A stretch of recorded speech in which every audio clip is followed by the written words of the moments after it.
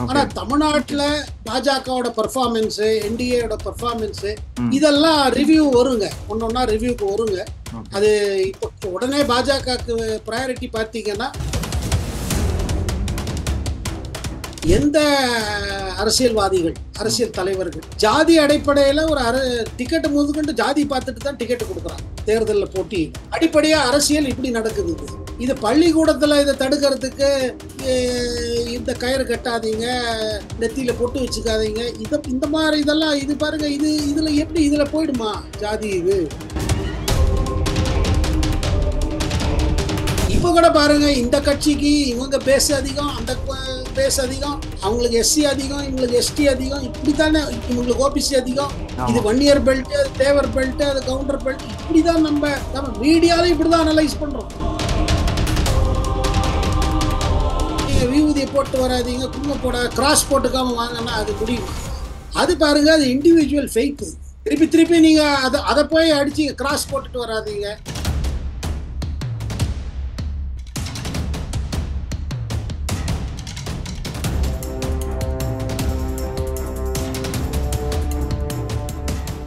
Real one நேயர்களுக்கு வணக்கம். இன்றைய சிறப்பு நேர்காணலில் நம்முடன் இணைந்திருப்பவர் டெல்லியில இருந்து திரு சேகர் ஐயர் அவர்கள். வணக்கம் சார். வணக்கம் ராபின். வணக்கம். எப்படி இருக்கீங்க சார்? நல்லா இருக்கேன் ராபின். பிரதமர் மோடி அவருடைய சென்னை வருகையை நீங்க எப்படி சார் பாக்குறீங்க? தமிழகத்துல ஏதாவது ஒரு மாற்றத்தை உருவாக்கும்னு நினைக்கிறீங்களா? இல்லைங்க, நான் கேள்விப்பட்டேன் அந்த இதெல்லாம் வர்ச்சுவலா பண்ண போறாங்கன்னு தான் நான் கேள்விப்பட்டேன். தமிழ்நாடு விஜயத்தை குறித்து ஒன்றும் இதுவரையில் ஒன்றும் ஆஃபிஷியலா ஒன்றும் டிக்ளேர் ஆகல. ஓகே. அந்த ப்ரோக்ராம் வேணா அதை இதுல பண்ணிடுவாங்க. தமிழ்நாடு விசிட் ஒன்றும் கன்ஃபார்ம் இல்லைங்க. சப்போஸ் அதான் சார் நீங்க சொன்ன மாதிரி வர்ச்சுவலா ஒரு கனெக்ட் ஆகி சப்போஸ் வந்தாருன்னா தமிழக பாஜகவில் ஏதாவது ஒரு புது அஜெண்டா கிரியேட் ஆகுமா சார்? இல்லைங்க, அவர் தொடர்ந்து வளர்ச்சி திட்டங்கள்லாம், ஏன்னா பாருங்க, தேர்தல் முடிஞ்சு வச்சுட்டு, தேர்தல் முடிந்த பிறகு இப்ப அரசோட மத்த என்னென்னலாம் இருக்குதோ, ப்ராஜெக்ட் இனாகரேஷனா இருக்கட்டும், இல்ல நேதிக்கு பாருங்க கேபினெட்ல பல முடிவுகள் எடுத்திருக்காங்க. இந்த எம்எஸ்பி ரேட் எல்லாம் அதிகம் பண்ணியிருக்காங்க. அது தவிர்த்து சில இன்ஃப்ராஸ்ட்ரக்சர் ப்ராஜெக்டுக்கெல்லாம் ஓகே கொடுத்துருக்காங்க. ஸோ அதனால இது தொடருங்க. இது பாருங்க, இது தொடரும். ஆனா தமிழ்நாட்டுக்கு அப்புறம் எப்போ பிசிக்கலா விசிட் வருவாரோ அது இருக்குது. ஆனா தமிழ்நாட்டுல பாஜகவோட பெர்ஃபார்மன்ஸ், என்டிஏயோட பெர்ஃபார்மன்ஸ் இதெல்லாம் ரிவ்யூ வருங்க, ஒன்னொன்னா ரிவ்யூக்கு வருங்க. அது இப்போ உடனே பாஜகவுக்கு ப்ரையாரிட்டி பார்த்தீங்கன்னா வரப்போற 3 மாநிலத்துல தேர்தல் இருக்குது. மாநில தேர்தல் மகாராஷ்டிரா, ஜார்க்கண்ட், ஹரியானா, இதுதான் அவங்களுக்கு ப்ரையாரிட்டிங்க. தமிழ்நாடு மேட்டர்லாம் கொஞ்சம் வெயிட் பண்ண முடியா இருக்கும். அதனால உடனடியாக அவங்களுக்கு அந்த 3 மாநில தேர்தல்கள் அக்டோபர்ல வந்துடும். ஆச்சு 4 மாசத்துல அங்க தேர்தல் வருது. அதுதான் அவங்களுக்கு மெயின் ஃபோக்கஸா இருக்கு.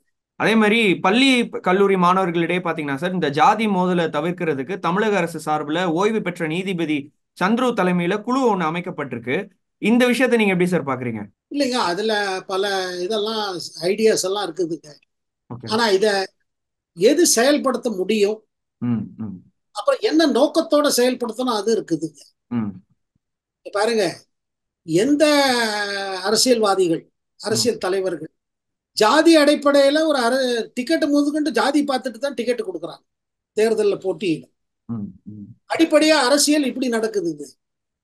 இது பள்ளிக்கூடத்துல இதை தடுக்கிறதுக்கு இந்த கயிறு கட்டாதீங்க, நெத்தியில பொட்டு வச்சுக்காதீங்க, இந்த மாதிரி இதெல்லாம் இது பாருங்க, இதுல எப்படி இதுல போயிடுமா ஜாதி? இது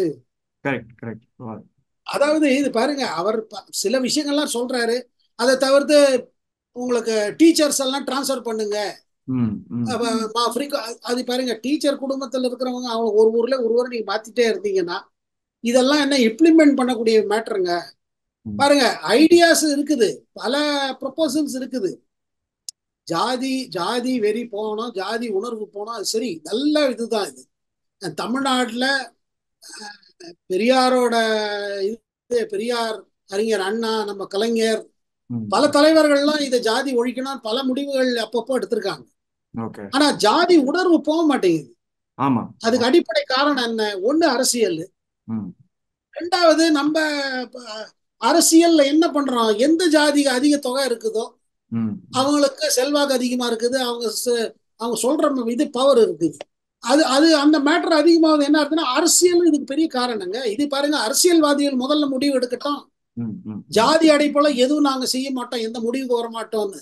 இப்ப கூட பாருங்க, இந்த கட்சிக்கு இவங்க பேஸ் அதிகம், அந்த பேஸ் அதிகம், அவங்களுக்கு எஸ்சி அதிகம், இவங்களுக்கு எஸ்டி அதிகம், இப்படித்தானே. இவங்களுக்கு ஓபிசி அதிகம். இது ஆமா. வன்னியர் பெல்ட், அது தேவர் பெல்ட், அது கவுண்டர் பெல்ட், இப்படிதான் நம்ம நம்ம மீடியால இப்படிதான் அனலைஸ் பண்றோம். ஒண்ணுங்க, ஜாதி வந்து ஒரு சோஷியல் ரியாலிட்டி. எஸ். ஓகே. அதை நம்ம மறுக்க முடியாது. ஜாதி ஒரு ரியாலிட்டி. பட் அந்த ரியாலிட்டி அதை நம்ம எப்படி இது பண்ணுவது? ம், ம், பாருங்க, அவங்க அவங்க ஜாதியில பிறந்தா அவங்க ஜாதிய ரொம்ப பெருமைப்படுறாங்க. ம், ம், இதனால பாருங்க, எந்த இடத்துல பிரச்சனை வருதுன்னா, ஒரு காதல் திருமணம் மாதிரி மேட்டர்லாம் வந்துன்னா பாத்தீங்கன்னா விஷயம் பெருசாயிடும். ம், அதுலதான் என்ன ஆகுதுன்னா, குத்து வெட்டு இதெல்லாம் அதிகமாகுது. ம், அதை அந்த ஜாதியினர்லாம் ஒத்துக்க மாட்டேங்கிறாங்க. இந்த ம். மாதிரி பல சம்பவங்கள் இருக்குது, ரொம்ப கோர சம்பவங்கள். இதெல்லாம் ஒரே ஐடியா போனோம்னா, நீங்க ஜாதி வச்சுட்டு அரசியல் விட்டுருணும்.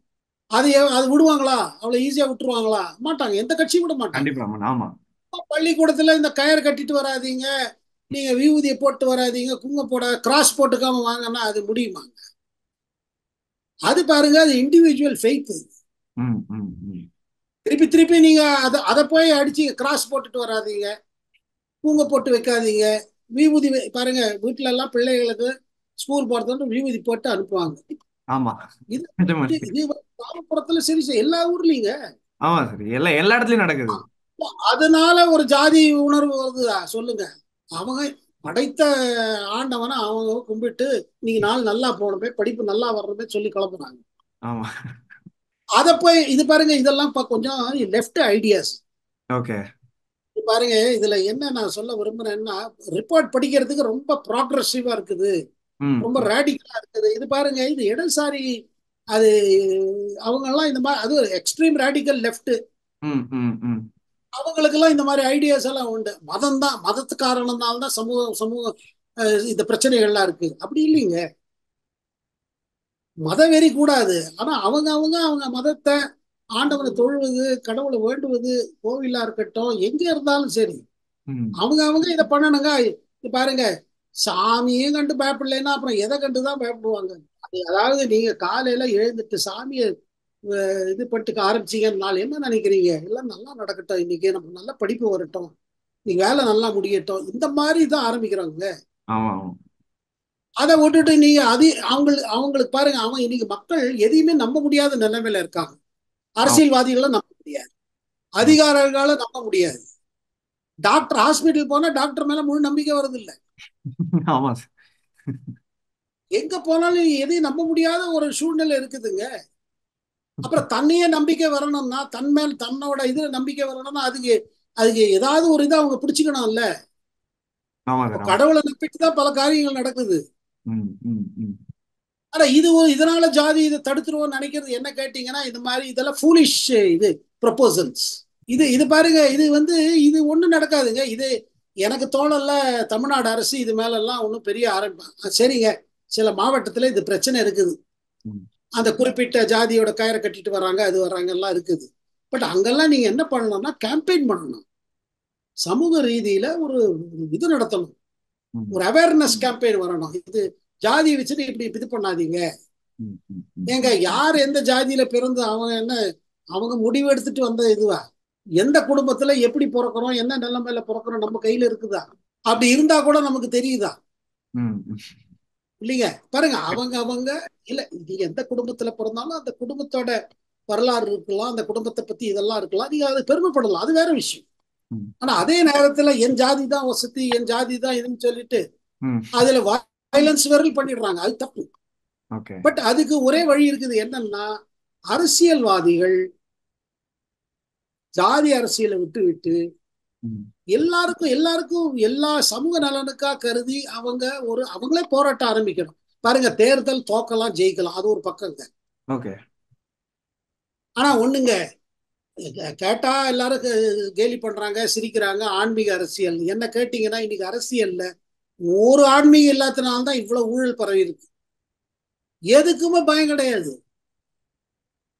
எதுக்குமே பயம் இல்ல, என்ன வேணா செய்யலாங்க. ஆமா. பாவ புண்ணியத்துக்கு பயமா இல்லாதனால தானே இவ்வளவு கிரைம் நடக்குதுங்க. தமிழ்நாடு சொல்ல, உலகத்திலே இதான் காரணங்க. ம். கொஞ்சம் பயம் வச்சுக்கோங்க, இது தப்பு, இது தவறு. இதுல இது இருக்கும், ஒரு பயம், பாவம் புண்ணியம் எல்லாம் இதனால தானே வந்ததுங்க. இதுல வெறும் இந்த மாதிரி ஒரு ரிப்போர்ட்டை வச்சு என்ன கேட்டீங்கன்னா, இந்த ரிப்போர்ட்னால டென்ஷன் அதிகமாகுங்க. அண்ட் தமிழ்நாடு அரசு இதை செயல்படுத்தலாம்னு ஆரம்பிச்சாங்கன்னா பெரிய வம்பு வரும். ஓகே. இப்போ வந்து ஜெகன்மோகன் ரெட்டி அவர்களுடைய சொகுசு பங்களா விவகாரம் வந்துட்டு ஆந்திரா மக்கள் வந்து பெரும் அதிர்ச்சியாக்கி இருக்குன்னு சொல்லலாம் சார். இந்த விஷயத்தை நீங்க எப்படி சார் பாக்குறீங்க? அங்க இப்ப பாருங்க, ஆந்திரால தேர்தல் முடித்த பிறகு 5 ஆண்டு காலமாக ஒரு பழி வாங்குற அரசியல் ஓடிட்டு இருந்தது. ம் அதுக்கு ரிவர்ஸ்ல அடுத்த இது ஆரம்பிச்சிருக்கு. ம் ம் இது நம்ம தமிழ்நாட்டுல ஒரு டயத்துல ஜெயலலிதா, கலைஞர் கருணாநிதி மத்திய நடுவில் இருந்தது பாருங்க, பர்சனாலிட்டி ஃபைட். ஆமா. அதேதான் இப்ப ஜெகன் மோகன் ரெட்டிக்கும் நம்ம ம். இப்ப திருப்பி முதல்வர் ஆயிருக்காரு சந்திரபாபு நாயுடு. சந்திரபாபு நாயுடு. ஆமா. இப்ப இவர் அமராவதி பண்ணாரு, எல்லாம் பண்ணாரு, 1 லட்சம் கோடி செலவழிச்சாரு. இவரோட ப்ராஜெக்ட் சொல்லி அதை நிப்பாட்டிட்டாரு. இப்ப பாருங்க, அமராவதி அதை என்ன பண்ணாரு, 3 தலைநகரம் ஆக்கிட்டாரு. ம் ம் ஆந்திர பிரதேச மாநிலத்துக்கு 3 தலைநகரம். ம் ம் விசாகப்பட்டினம் அது பிசினஸ் கேபிட்டல்னாரு. அமராவதி அங்கதான் சட்டசபை இருக்குது, அது லெஜிஸ்லேட்டிவ் கேபிட்டல்னாரு. ம் கர்னூல், ம் கர்னூல்ல கோர்ட் எல்லாம் இருக்குது, அதுதான் நம்ம நீதியரசர்களுக்காக தலைநகரம் அப்படின்னு பண்ணிட்டாரு. ம் ம் ம். இது அவருக்கு என்னன்னா, சந்திரபாபு நாயுடு கூட இந்த ப்ரொபோசல் பிடிக்கல. But okay. அதே நேரத்தில் ஒரு குற்றச்சாட்டு இருந்தது, சந்திரபாபு நாயுடுக்கு வேணும்னு போறவங்கலாம் அமராவதியில சுத்தி புறம் எல்லா நிலத்தை வாங்கி போட்டாங்க. ம் அவர் அமராவதியை டிக்ளேர் பண்ண உடனே, ஏன்னா இந்த ஆந்திர பிரதேஷும் தெலுங்கானா தனித்தனி ஆச்சுங்க. ம். ஹைதராபாத் ஜாயிண்ட் கேபிட்டல் ஒரு குறிப்பிட்ட இதுதான், அது இப்ப முடிச்சு போயிடுச்சு. ஆனா ஓகே. எல்லா ஆபீஸும் இங்க ஷிஃப்ட் ஆகணும், ஆந்திராக்குள்ள வரணும். ம் அப்படி இருக்கும் பொழுது இவங்க அதுல அவர் அமராவதியை ஏத்துக்கல ஜெகன். ம் ம் ம் ஏன்னா அவங்க வேணுங்க, இப்ப ஜெகனுக்கு இது நம்ம சந்திரபாபு வேணுங்கிறவங்க தான் லேண்ட் எல்லாம் வாங்கி போட்டாங்க. ம் அவங்க வாங்கிட்டு இதுக்கு கேபிட்டல் டிக்ளேர் பண்ண அவங்களுக்கு ஒரே லாபம். விவசாயிகள் இருந்தது கம்மி ரேட்ல வாங்கி அந்த லேண்டை கன்வர்ஷன் பண்ணி அந்த நிலத்தை டீநோட்டிஃபை பண்ணி அவங்க பணத்தை சம்பாதிச்சுட்டாங்க. ம் அவன் மேல் கூட சம்பாதிக்க கூட சொல்லுது, இவர் ஆரம்பிச்சாரு விசாகப்பட்டினத்துல பண்ணலாம், அங்க பண்ணலாம் எல்லாம். இப்ப இவர் திருப்பி வந்த பிறகு சந்திரபாபு நாயுடுவோட முதல் இது என்னன்னா, எப்படியாவது அமராவதியை திருப்பி இது பண்ணணும். நீங்க அதோட அந்த அமராவதிக்கு முதல்ல செலவெல்லாம் பாத்தீங்க வச்சுக்க, கன்சல்டன்சிக்கே எக்கச்சக்கமா கொடுத்தாங்க. ஒரு சிங்கப்பூர் கம்பெனியை கூப்பிட்டு சந்திரபாபு நாயுடு இது கொடுத்தாரு, ம் கான்ட்ராக்ட். ம் ம் புது தலைநகரம் எப்படி வரணும்னு அதுலயே பல கோடி போச்சு. ம் ம் ஆனா ஒண்ணுங்க, கட்டிட சில அதாவது சில பில்டிங் எல்லாம் கூட இடிச்சாரு ஜெகன்மோகன். அந்த மாதிரி ஒரு இந்த அரசியல் கூடாதுங்க, பழி வாங்குற அரசியல் ரொம்ப அதிகமா போகக்கூடாது. இறுதியா ஒரே ஒரு கேள்வி சார். மத்திய அரசு வந்து ஜூலை 1ஆம் தேதி அன்னைக்கு 3 குற்றவியல் சட்டம் வந்து அமலுக்கு கொண்டு வரதா சொல்லியிருக்காங்க. இதுக்கு வந்து திமுக தலைவர் ஸ்டாலின் அவர்கள் வந்து எதிர்ப்பு தெரிவிச்சிருக்கிறாரு. எதனால சார் எதிர்ப்பு தெரிவிச்சிருக்காரு? இது தமிழக மக்களுக்கு பெரும் ஆபத்து ஏதாவது இருக்கா இதனால? இல்லைங்க, அவங்க சொல்றாங்க இன்னும் அந்த புது சட்டத்தை, அதாவது பழைய சட்டம் இருந்து பாத்தீங்களா, ஆமா. அதாவது சிஆர்பிசி, ஐபிசி, ம் அதுல பல சீர்திருத்தங்கள்லாம் இந்த புது சட்டங்கள் வந்திருக்குது. ஓகே. அதுல பாத்தீங்கன்னா சயின்டிபிக் எவிடன்ஸ், இதை இன்னும் போலீஸ் அதிகாரிகளை இதை தயார் பண்ணணும், ட்ரைனிங் நடக்கணும். இப்போ ஆல் ம் இண்டியா லெவல்ல ட்ரைனிங் நடந்துட்டு இருக்கு. சில ஓகே. மாநிலத்துல ட்ரைனிங் அந்த புது சட்டத்தை எப்படி அமல்படுத்துவது, ஏன்னா இதெல்லாம் டெக்னிக்கல் இது இருக்குது, ம் ம் டெக்னாலஜி உபயோகப்படுத்தி நடக்கிற மேட்டர். ஸோ ம் அப்படி இருக்கும் பொழுது இது எப்படி, அது இன்னும் கொஞ்சம் சில மாநிலங்கள் சொல்றாங்க, எங்களுக்கு இன்னும் கொஞ்சம் சமயம் நேரம் தேவை, ம் ம் we need time, இன்னும் ட்ரெயின் ஓகே. பண்ணணும் ஓகே. அப்படின்னு சொல்றாங்க. அதனால பல பேர் அதை எக்ஸ்டென்ஷனும் கேட்கறாங்க. ம் ம் ஏன்னா சட்டம் வந்துருச்சு. ம் சட்டம் இப்போ அது ஏன்னா பாருங்க, இந்த சட்டத்துல பல நல்ல விஷயங்கள்லாம் இருக்குது. ஓகே. அதிகாரிகளுக்கு, போலீஸ் ஆபீசர்ஸ்க்கு அவங்களுக்கு கொஞ்சம் புரிஞ்சுக்கிட்டு ட்ரெயின் பண்றதுக்கு டைம் வேண்டியிருக்கலாம். ம் ம் போஸ்ட்போன் பண்ணாலும் நீங்க என்ன 6 மாசம் போஸ்ட்போன் பண்ணலாம், 2 மாசம் போஸ்ட்போன் பண்ணலாம். ஆனா சட்டம் வந்துருச்சு, இது புது சட்டம். இந்த புது சட்டத்துல பாருங்க நல்ல விஷயங்கள்லாம் இருக்குது. ம் நீங்க எப்படி எவிடன்ஸ் கலெக்ட் பண்ணணும், சயின்டிபிக்கா எப்படி பண்ணணும், எந்த மாதிரி எவிடன்ஸ் யூஸ் படுத்தலாம்.